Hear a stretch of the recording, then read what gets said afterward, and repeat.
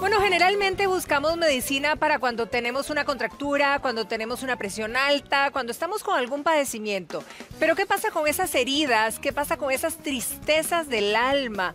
Con aquello que vamos guardando y nos va originando quizá incluso algunos padecimientos físicos.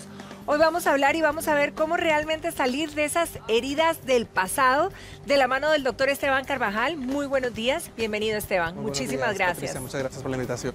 Contanos un poquito, ¿cuándo verdaderamente es que podemos decir o cuándo se produce esa herida emocional? Bueno, una herida emocional se produce en el momento que la persona o el individuo identifica que hay una molestia, ¿verdad? Algo que le sucedió en su vida y que reconoce como incómodo, como molesto.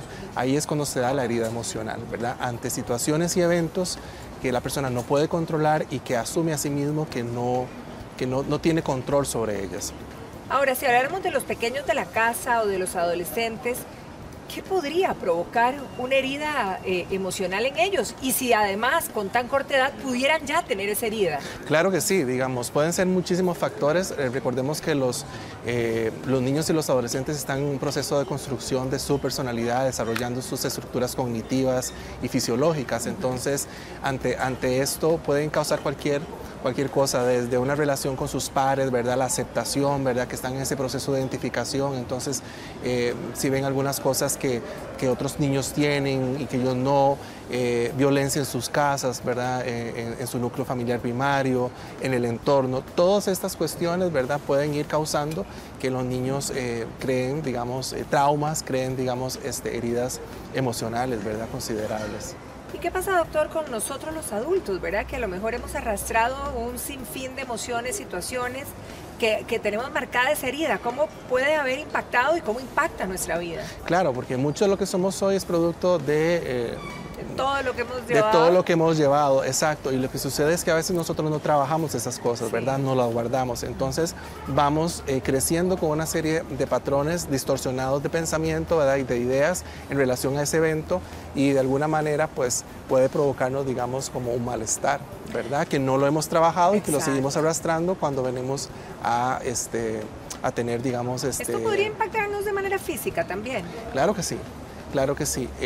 Las emociones tenemos que expresarlas y tenemos que vivirlas. Entonces, hay una frase muy bonita que yo he escuchado por ahí que dice que el cuerpo habla lo que la boca calla, ¿verdad? Muchas veces nosotros no decimos las cosas, no las guardamos, ya sea porque nuestra sociedad no se nos permite, digamos, expresar ciertas emociones y por tanto entonces nos quedamos ahí y no decimos y eso se queda atascado, ¿verdad? Y por ende puede provocar enfermedades psicosomáticas, ¿verdad? Hay suficientemente evidencia científica de enfermedades como las alergias, el cáncer, diabetes, hipertensión, que tienen un sustrato considerable o que promueven, digamos, la aparición de enfermedades. Estamos hablando de las enfermedades más comunes, además. Exacto.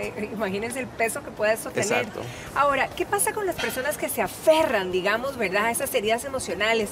Porque uno diría de alguna manera es enfermizo, pero ¿es consciente que reviven una y otra vez todas estas situaciones? Sí, es que la persona no lo ha trabajado. Como le decía, hay ciertas emociones como el dolor, como la tristeza, que en nuestra sociedad es vedada, ¿verdad? Cuando una persona está llorando, ¿verdad?, o está triste, lo primero que la gente nos dice es no llore.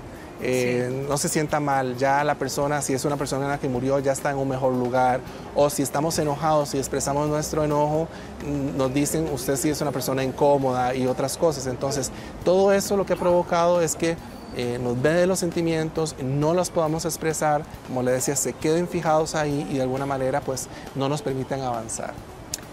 Dolores o situaciones cotidianas que sentimos nosotros, por ejemplo, cuando la gente dice, uy, ¿qué es esta ansiedad, verdad? O ¿qué es este nudo en el estómago? Y uno, muchísimas veces con los hijos incluso, que de repente tienen una presión aquí, y uno dice, ¿será que va a pasar algo? O qué sé yo, hasta los dolores de cabeza. Uno pudiera decir que son situaciones que no hemos resuelto. Exacto, mucho de lo que estás mencionando es compatible con sintomatología ansiosa, ¿verdad? Y la ansiedad es pues una pandemia, ¿verdad?, en nuestra sociedad. En mi consulta casi que el 95% de la gente que llega tiene problemas de ansiedad y de depresión, ¿verdad? Y más de ansiedad. Entonces, todo eso va quedándose fijado, como le decía, porque la persona no lo expresa, ¿verdad? Nosotros, los seres humanos, somos dados a invertir en muchas cosas, pero no invertimos en nuestra salud mental, que es lo más importante, y a veces como que lo vamos aguantando y no sabemos que eso sale en otras formas, y a veces en cómo nos conducimos, ¿verdad? Los pensamientos que tengamos, las ideas irracionales o negativas o poco adaptativas que tenemos son las que van de alguna manera perjudicándonos en nuestra cotidianidad. Ahora, doctor, cuando hablamos de una pérdida, por ejemplo, que sabemos que puede marcar la vida de cualquiera, ¿verdad? Sí. Por ejemplo, hablemos de la muerte de algún ser querido o incluso de un divorcio, de una separación. ¿Cómo podemos hacer para no quedarnos atascados, ¿verdad? En eso y que efectivamente al pasar del tiempo esto sea una herida emocional que sea más difícil aún de resolver? Claro, estas situaciones y estos eventos son completamente naturales que nos pase ante la pérdida de un ser querido, ante la pérdida de un trabajo, o la pérdida de alguna circunstancia que consideremos que nos perjudica. De alguna manera eso nos genera estrés. Y eso tenemos todo el derecho de expresar la emoción, de expresar la tristeza, de expresar el dolor, ¿verdad?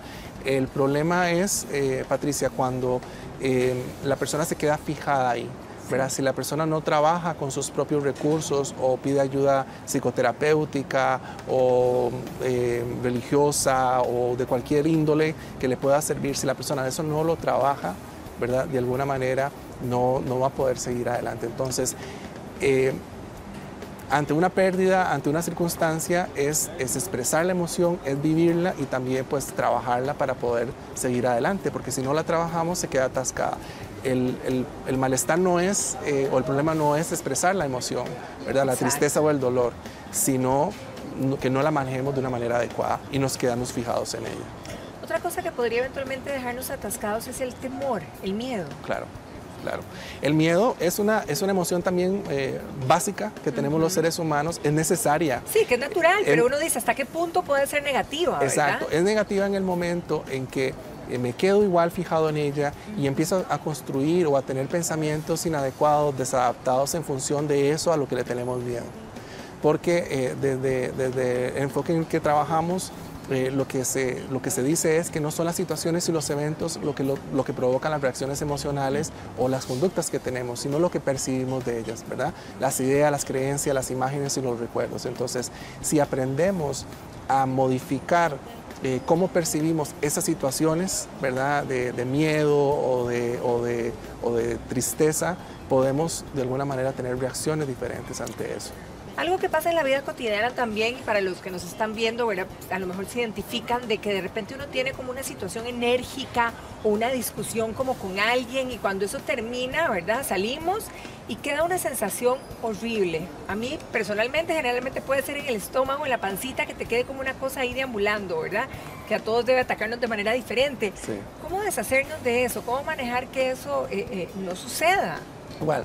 Pues tiene que suceder porque es una emoción y las emociones tienen un sustrato fisiológico. Ese no es el problema. O sea, usted puede expresar en ese momento su enojo o la frustración que tiene, pero después tiene que canalizarla. Tiene que dejarla ir. Tiene que dejarla ir. ¿Y cómo la dejamos ir? Bueno, teniendo pensamientos o modificando esos pensamientos negativos ante esa situación que nos sucedió por pensamientos positivos y más adecuados que me hagan a mí sentirme un poco mejor, porque hay situaciones y eventos que no podemos controlar. Lo que sí podemos controlar es la forma en que los vemos. ¿Por qué? Porque somos seres humanos, somos vulnerables y no podemos controlarlo todo. Entonces, de ahí viene que la única forma que tengamos es enfrentándolo, es expresando esa emoción, porque si yo no la expreso, se encapsula y eso se va haciendo como una bola de nieve. Claro, ¿verdad? Y en esa bola de nieve a lo mejor podemos enlazar cuando esta situación entonces nos pasa, nos empezamos desquitando con un montón de gente Exacto, que amamos. Entonces queremos evitarlo. ¿Cómo hacerlo? Exacto, porque es como si usted al no sacarlo va generando como si fuera un volcán, mucha energía, pero llega un momento que ante un evento en particular que usted tal vez no tiene no lo relaciona con lo que venía sucediendo, usted explota. Claro. ¿Verdad? Y son personas que siempre están ahí como enojadas, como molestas, sin razón aparente, ¿verdad? Enojadas con la vida, como dicen algunos, y es precisamente porque no han venido trabajando una serie de heridas emocionales que han tenido y obviamente eso se acumula y llega un punto en la vida en que explota, cuando la persona está más vulnerable. Ahora, el perdón, ¿verdad? Una palabra con tantísimo peso y que verdaderamente deberíamos todos ejercitarla y aprender a pedir perdón e incluso perdonarnos. ¿Cómo hacerlo? ¿Cómo hacerlo? Ok, primero reconociendo que uno es un ser vulnerable también, que uno no es perfecto, que el pedir perdón no significa que eso me va a hacer una peor o mejor persona, me hace ser una persona real, ¿verdad? Y entonces a partir de ahí yo puedo entenderme yo, perdonarme yo primero y luego poder perdonar a los demás, ¿verdad? Es permitirse sentir esa emoción. Lo que sucede, Patricia, es que en cuestión de emociones la gente no las expresa y en algunas culturas se quedan ahí y entonces eso es lo que nos provoca, digamos, el malestar, ¿verdad? Y eso es lo que al final no podemos perdonar por algo que nos hicieron porque creíamos que las personas tenían que darnos algo, sí, ¿verdad? Una expectativa. Claro. Entonces, cuando yo empiezo a elaborar esa expectativa y construyo pensamientos más adecuados, más positivos sobre esa situación, de alguna manera puedo entonces estar mejor. Doctor, quizá como para terminar, que nos deje esa recomendación, ¿verdad? Yo sé que es muy extenso y cada persona es un mundo, pero ¿cómo enfrentar un dolor emocional para, así como lo hemos repetido varias veces, no quedarnos atascados en eso y no pagar las consecuencias? Exacto. Primero, identificarlo, ¿verdad? Asumirlo, ¿verdad? Si tengo un dolor emocional de una situación que me sucedió, bueno, pensar qué fue lo que me pasó, por qué me siento así. Una vez que ya lo identifiqué y de dónde viene, yo puedo empezar a trabajarlo, ¿verdad? Empiezo a buscar estrategias y herramientas para poderlo modificar. Desde el enfoque cognitivo-conductual en el cual yo trabajo, lo que buscamos es que la persona de alguna manera busque pensamientos diferentes en función de esa situación para poder sentirse mejor, porque como le decía anteriormente, hay situaciones y eventos que ya no podemos controlar. Correcto. Entonces, ¿qué es lo único que nos queda y en lo que somos soberanos nosotros los seres humanos? Es nuestra forma de cómo percibimos las cosas. Por eso usted puede ver muchas personas que ante situaciones específicas reaccionan de una manera diferente, claro, unas más positivas, otras más negativas. Entonces, la cuestión para sanar esas heridas emocionales es que la persona primero las identifique, las exprese, las viva, ¿verdad? Las sienta en toda su extensión y que luego entonces empiece a construir pensamientos más positivos que le puedan ayudar, ¿verdad? Obviamente es un proceso porque a veces sí, claro, son cosas que nos suceden y queremos que la cosa sea ya, pero en realidad eso lleva un proceso, pero también tiene mucho de parte de uno para todo sacarlo. Tiene su tiempo, ¿verdad? Y en nuestro esfuerzo, que así es lo más importante porque al final nos vamos a sentir mejor y vamos a vivir mejor. Exacto. Doctor Carvajal, un placer tenerlo aquí en nuestra casa. Muchísimas gracias por habernos venido a visitar y hablarnos de algo tan importante para nosotros. Gracias, Patricia, por la invitación a ustedes. Un placer. Bueno, nosotros continuamos, tenemos muchísimo, muy cargado nuestro programa, pero de momento vamos a separarnos para informarlos con las noticias de cada hora y volvemos en unos minutos.